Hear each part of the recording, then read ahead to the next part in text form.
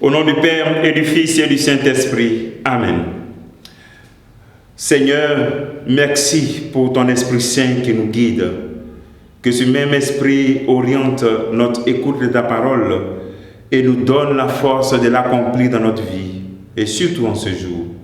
Ô Seigneur, envoie ton Esprit et tout sera créé et tu renouvelleras la face de la terre. Bien-aimés dans le Christ, nous sommes aujourd'hui samedi 12 août.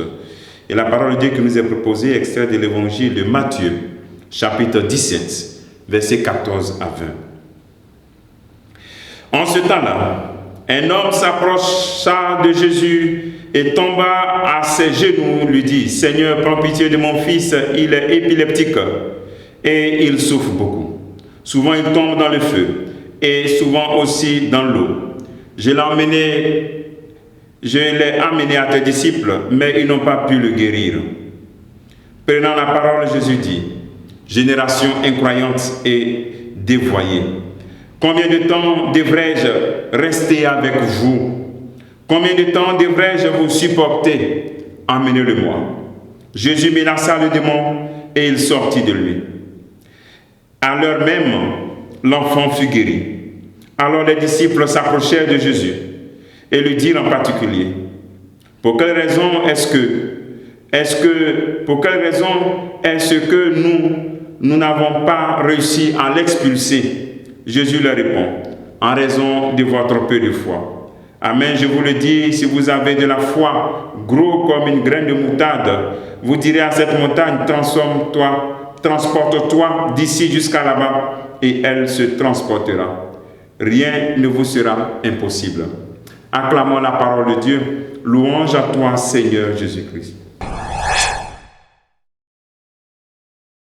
Bien-aimés dans le Christ, je proclame et je bénis Dieu pour cette parole. Et je souhaite à ce que pour toi aussi, le Seigneur puisse dire que ta foi soit capable de déplacer les montagnes et que rien ne soit impossible à tes yeux. Rien ne soit impossible pour toi parce que tu es en communion avec le Christ. Si vous avez la foi, rien ne vous sera impossible. La force de la foi. Au temps de Jésus, on attribuait toute maladie, on liait toute maladie au mal, au démon et tout cela. Les disciples n'arrivent pas à expulser ce démon, n'arrivent pas à expulser à cause de leur peu de foi. Jésus le guérit. Il guérit pour leur montrer, donner cette pédagogie de la foi.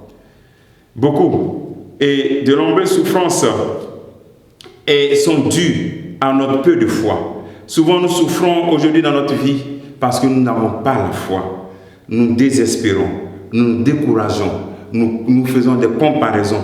Nous n'arrivons même pas à savoir qui nous sommes. Des enfants de Dieu, des fils de Dieu, des disciples de Jésus-Christ.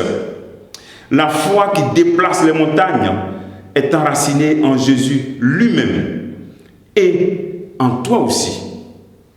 Et donc, comment est-ce que cette foi se manifeste? D'abord, le premier élément, c'est la cohérence. Jésus, ce qu'il dit, il fait. En fait, la cohérence, ce n'est pas que la perfection.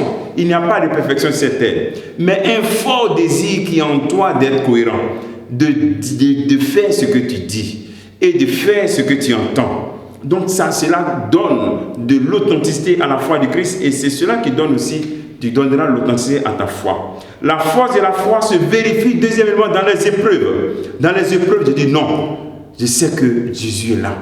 Rien ne me fait peur. Je suis avec lui. Et donc c'est cette force de la foi qui est capable de même chasser ces démons, c'est dans les épreuves. Alors tu ne peux pas dans ta vie rester dans une situation que tu ne comprends pas et attendre que quelqu'un puisse venir lire cela pour toi ou bien que quelqu'un puisse te révéler cela. Je crois que toi-même, par le baptême, par l'Esprit Saint que tu as reçu, tu es capable de découvrir ce qui ne va pas dans ta vie. Assieds-toi devant le Christ. Assieds-toi avec lui. Laisse-le faire grandir ta foi. Parce que les épreuves sont des opportunités pour découvrir la grandeur de notre foi. J'aime toujours dire qu'on voit les étoiles briller dans la nuit. Mais ce n'est pas que pendant le jour, il n'y a pas les étoiles. Il y a les étoiles. Alors donc, aujourd'hui, chacun doit se demander, mais quel est le niveau de ma foi? Et je suis capable d'expulser aussi les démons. Oui, tu en es capable. Dans l'évangile des démons, nous allons encore en parler. Alors donc, demandons au Seigneur vraiment au cours de cette journée qu'il augmente notre foi. Et que nous puissions comprendre d'abord qui nous sommes. Ça, c'est le premier élément. Deuxième élément, que nous recherchons, malgré nos imperfections, une cohérence de vie. Et troisième élément, que nous comprenons que les épreuves sont toujours des opportunités pour grandir et non des fins. Que le Seigneur te bénisse, que nous bénisse tous en ce jour, au nom du Père et du Fils et du Saint-Esprit. Amen.